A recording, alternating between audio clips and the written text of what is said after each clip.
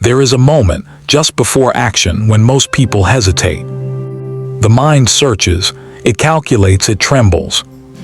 The samurai trained to eliminate that moment entirely. When the blade moved, the mind did not. This state had a name: Ichigyō-Zammai. In modern life, hesitation has become normal. You wake up with a task before you and immediately the mind divides. One thought pulls you forward, another pulls you away. Doubt enters quietly, distraction follows. By the time you act, the moment has already passed. The samurai understood something that has been forgotten. Hesitation is not caused by weakness of skill, but by division of mind. Zen monks and warriors observed the same truth from different paths. When the mind clings to many things, outcomes, fears, self-image, it cannot fully inhabit a single act. The body becomes slow. The spirit becomes unstable. Ichigyō-Zammai means total absorption in one act. Not focus as effort. Not concentration as strain. But unity, where thought, body, and intention collapse into one. There is a story, not recorded in books, but repeated in spirit across generations. A man named Haru lived in a modern city. He worked with his hands, repairing machines others no longer understood. He was respected for his intelligence, yet something was always unfinished. Projects lingered, decisions stalled. His life felt perpetually delayed. Haru was not lazy, he was divided. Every task was accompanied by internal commentary. Is this the right way? Should I wait? What if there is a better approach? The work suffered, not from lack of skill, but from excess thought. One evening, Haru encountered a passage attributed to Miyamoto Musashi. Do nothing which is of no use. The words unsettled him, not because they were harsh, but because they were precise. Miyamoto Musashi did not train broadly. He trained deeply. He believed that mastery did not come from learning many techniques, but from eliminating everything that interfered with decisive action. His swordsmanship was an expression of Ichigyō-Zammai, one strike, one breath, one moment. Musashi warned against ornamental thinking, against mental clutter, against preparing endlessly without acting. In combat, the man who thinks about winning is already behind.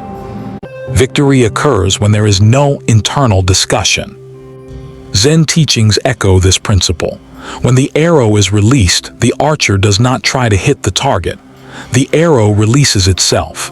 The mind does not move ahead of the body, nor lag behind it. Haru decided to change nothing about his life, except one thing. Each morning before work, he chose one task. Not the most important, not the most urgent. Simply one that could be completed without interruption. During that task, he removed all alternatives. No music. No checking time. No internal negotiation. If doubt arose, he returned to the hands. If boredom appeared, he returned to breath. If impatience surfaced, he did not respond. This was not motivation. It was restraint. At first, the mind rebelled. It demanded stimulation. It offered improvements, shortcuts, and escape routes. Haru ignored them all. Something unexpected happened. The task began to complete itself. Ichigyō-Zammai is not about forcing attention. It is about removing the observer. The samurai did not enter battle thinking, "I must be calm." They prepared so thoroughly that calm became irrelevant. Zen teaches that excessive self-awareness fractures action. When you watch yourself act, you are already too late. The sword has hesitated. The brushstroke has stiffened. In Haru's work, the same principle applied. When he stopped evaluating each movement, his hands became faster. When he stopped anticipating the end, time seemed to slow. This was not trance. It was present without commentary. Modern culture praises flexibility. The warrior valued narrowness. Musashi limited his possessions. Zen monks limited speech. Samurai limited choices. This was not austerity for virtue, it was practical. Every extra option is a division of mind. Ichigyō-Zammai requires a closed world. One task, one direction, one obligation. Haru noticed that on days he allowed even small deviations, checking messages, revising plans, the state vanished. The mind moved again. The unity broke. So he made the practice non-negotiable. Not long, not impressive, simply complete. There is a reason Ichigyō-Zammai was essential in combat. Fear arises when the mind projects forward. Regret arises when it moves backward. When the mind does not move, neither can fear. The samurai trained until action no longer required permission. The body knew what to do. The mind remained still. In that stillness, even death lost its power.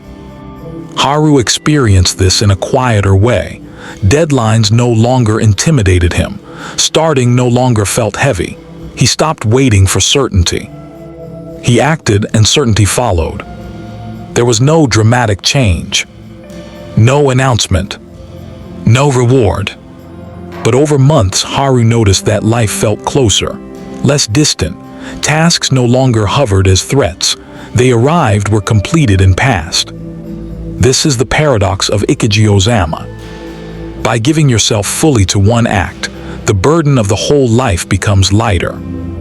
The samurai did not seek peace. They sought clarity. Ichigyō-Zammai is not a technique. It is an orientation. It asks one question. Can you give yourself completely to what is in front of you, without resistance, without commentary, without escape? The warrior answered this question daily. Not with words, but with action. When the mind does not move, the moment does not escape, and the path reveals itself, one step, one strike, one breath at a time.